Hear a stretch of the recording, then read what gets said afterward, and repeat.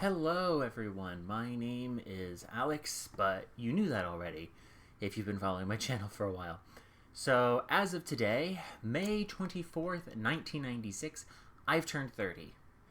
I have completed 30 orbits around the big ball of gas in the sky in space. Space. And I wanted to create this little video of life lessons I've picked up in all my years of life. I have made a lot of mistakes in my life, as have many of you, I'm sure. But I thought that perhaps by people having these tips that might be able to help them in the future. And maybe they're tips they need now, or maybe they're tips that people will never need. Well, they'll need them now, and then they never have to make those mistakes later. So this isn't going to be a really truly edited video that I've done before. There are going to be some cuts, but other than the typical edited stuff, this is just going to be me speaking to you without a script. So let's get started. So the first is, ask yourself on social media if something is really worth your time engaging in. And the reason I ask this is because how often have we seen rage bait on Instagram or Facebook or Twitter, especially Twitter and Instagram these days, and you've wanted to jump right in there, or something that was, in your view, was incredibly incorrect, like blatantly incorrect information.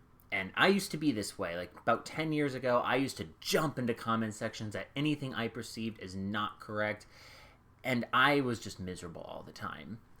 And eventually, after some time, I began realizing that I was seeking nothing. Like I was essentially just making myself angry at these people, and I began to sort of mellow out and realize, okay, not everything is rage bait, not everything needs to be engaged with. Now, I want to be clear, I'm not talking about people saying illegal shit. Obviously, if someone is saying or doing illegal shit in the comment section, you need to act. You have a duty to act. But I'm talking people sending, like, clear rage bait across things. Don't ever engage with them. All they want is your reaction. In fact, if you check their profiles, especially on Instagram, you can often see they may have 1 or 0 posts. And that often basically means they're a bot. So report their comment, report their profile, report their comment, even if Instagram sucks at actually doing anything. Because it's something and it's better than nothing. So the next one is, leave secondary school or high school drama behind. Because now, this is one I never had problems with, but Facebook is a place of quite the treasure of drama, shall we say, and that was our primary method of communicating in high school when we graduated in 2014. And I can tell you for a fact, a lot of drama happened there, and I think a few people held on to that drama a lot more than they really should have. I never did. I barely used Facebook when I left college, or high school. Well, that's also true. But in essence, it's social suicide. Like, especially when in college, one of the things I loved is just how quickly drama, like high school drama, died. Like, no one cares about it. In college, like, it's like a fart in the wind. I was so glad to have a drama-free environment most of the time. And seriously, leave it behind. No one wants to hear the high school drama or this really not that big a deal drama. Trust me, no one does. That drama, leave it behind. So the next thing is, it's good to feel regret for your past actions. So if you have done something in the past that you regret, I know you do, then that's good. I know you regret those things. And that's important. That's good. It's good that you regret those things. And I want you to keep understanding where that regret comes from and then use that to make yourself a better person. Because there have been many things in my life I have regretted doing. There are many actions I've regretted. There are many things I've regretted saying. And the thing is, no one in the world is perfect. We see this perfect life on social media all the time, and the truth is that every single person you have ever known has made decisions and said things that they regret. Every single one of us. So if you regret things and you use that regret to make sure you never commit those actions again, you're already improving. And you need to take that into account. You're improving, and that's important. Keep going. Communicate. Seriously, that's just it. Just communicate. Seriously. Learn to communicate properly.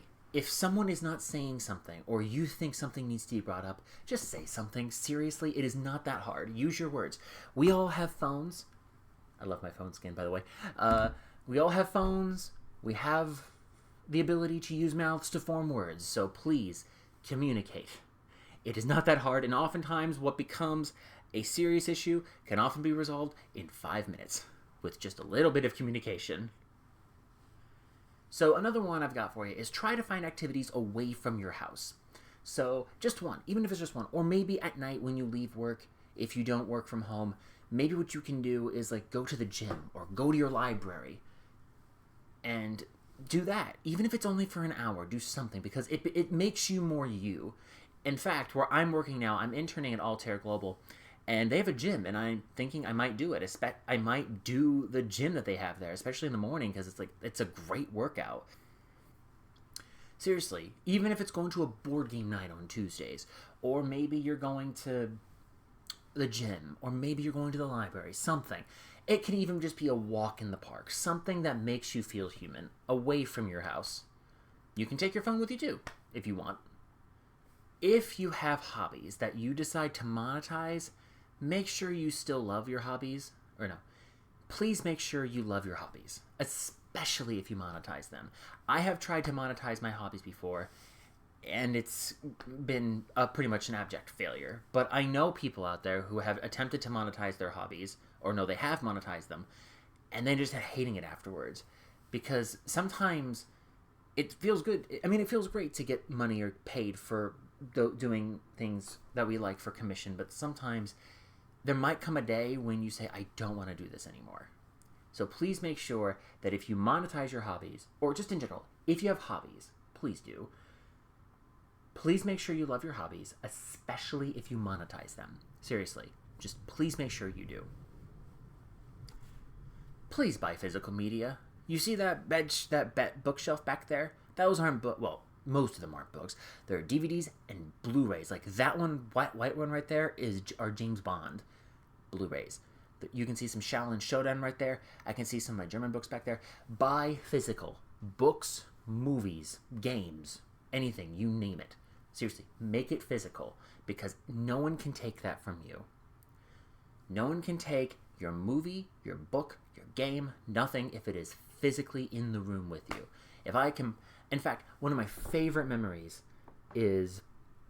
was my birthday celebration that we had a week before my 30th with 4 of my closest friends. And one of them suggested, hey, why don't we watch Lego Batman? And I pulled out my Xbox Series X, pulled out Lego Batman from up there on the shelf, and we had an awesome as fuck movie night. That is one of my favorite memories now. And physical media was a good part of it. Obviously, the 4 friends were the best part. But the fact that we had that physically made it so that we didn't have any lag when we watched it. We could just watch it, and we all had a wonderful time. So the next one is, sometimes giving up is a-okay. Sometimes giving up is okay. And there are times where when you have so often been throwing yourself at the wall and like been trying to do something, sometimes maybe you need to change a thought you're having or change a way you're going about it. But there are times where you simply have to say, I give up. And I want to talk about that real quick because for about 5 years I was trying to get into the UX field, user experience. I really, really wanted in, and I thought I did. But in 2025, I began realizing that I was having so many problems. I wasn't doing UX because I wanted to do it. I wanted it because I wanted to get hired in UX. And slowly as the years went on from 2020 to especially in 2024, 2025, I was getting no interviews post 2023, and I was fighting so hard to make my profile competitive, I stopped loving UX. And I began realizing I wasn't, in all those years of especially doing graphic design before, I didn't love graphic design or UX as much as I thought I did. And that was a rough thing to figure out. But I have good news. I looked for new things. I gave up. Yeah, that's basically it. I gave up. I gave up on doing graphic design and UX for a career. Instead, I went back to school for accounting. And now I'm in a subject I really love. I love accounting. I want to talk about it. I have like 3 accounting books that I enjoy reading, and I'm now working at an international company as an intern. We're hopeful it sticks to a permanent job, is what I mean. I mean, I love working there. I love the people there, everything. And my life has really turned around in the past year. That's what I'll say. And so that's just a message saying sometimes it is good to give up. Because sometimes recognizing that it isn't going to work is the proper step. Next. So this one, it immediately ties into what I just said. Career pivots are totally fine. If you realize your career is wrong for you, you can pivot. We literally live in one of the best times in human history for the opportunities available to us in terms of jobs. Now, I'm not talking about the job market. The job market is freaking terrible. It's terrible. It's trash. But I mean that for the things we can do today compared to maybe even 50 years ago, it is massively different. You have people who can professionally DM, video edit as a business. You have people who do graphics for a living. You have people who do all sorts of stuff for a living. There's so many things available to you. And for me, at 29, I realized I loved accounting and all that stuff more than graphics and UX. So I pivoted towards that, and I have never been happier with my vocational decision before. So if you think it might be time for a change, go start looking at videos of various topics on YouTube. Seriously, just do it. That's how I got into accounting. I looked up videos on topics, landed on accounting, and was like, oh my god, I like this. So maybe do that. Go see what is out there. Maybe it's just a YouTube search away, and that's what's going to change your life. Maybe just a simple YouTube search. If someone ever ghosts you in the real world, I'm not talking accidentally, I'm talking purposefully ghosts you, be sad for as long as you need to be sad. And then simply just don't even think about them anymore. Because if someone was willing to do that to you, was willing to ghost you for whatever reason, especially if you've been friends for so long, I don't know what to tell you. That's kind of the answer right there. It's not a great answer, but silence is the answer they gave you. And let's be real here. Would you have been happy with the answer they gave you as to why they ghosted you? Probably not. So my recommendation would be, for being ghosted, be sad as long as you need to be sad. But then get them out of your head. Because if you try to rationalize it in your head, you like, oh, what if I had done this? Or maybe I can do this and that. You're going to drive yourself insane. Seriously, you will drive yourself insane. Just don't do it. And get them out of your head as best as you can. Now, I'm not talking about accidentally ghosting people. Every single one of us on this planet has done that before. I've accidentally ghosted people. You've accidentally ghosted people. But I'm talking about purposefully ghosting someone that maybe you were friends with for a long time. That kind of thing. But that ties back to the communicate. If you do plan on ghosting, if you do want to ghost somebody, just tell them why. And then maybe block them after. But tell them at least. That way they're not in the dark. They'll still be upset, I'm sure. But at the very least, you told them. You communicated. And now they know. Instead of saying, I'll never know why, it's, I know why. It's not a great answer. But at least they were willing to communicate with me.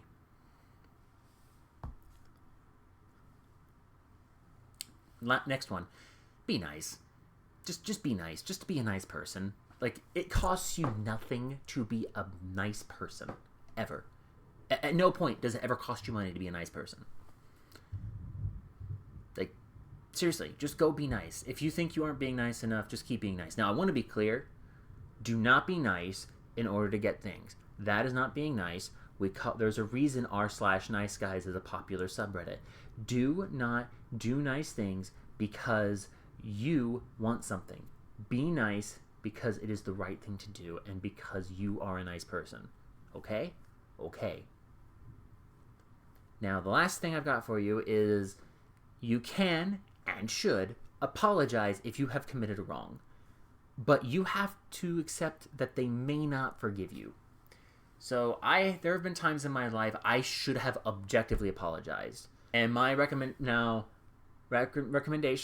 if you know you've committed a wrongdoing, acknowledge that wrongdoing and you apologize. So, I'm sorry I did XYZ. I can see it's wrong because something like that, and I will not do that anymore.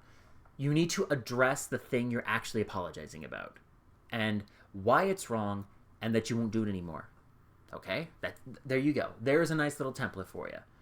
You have to acknowledge what you did wrong, and you have to acknowledge why it was wrong, and you have to acknowledge that you're never going to do it again. And that's all I got for you. That's really all I got. I got other tips, but honestly, they didn't need to be in this video.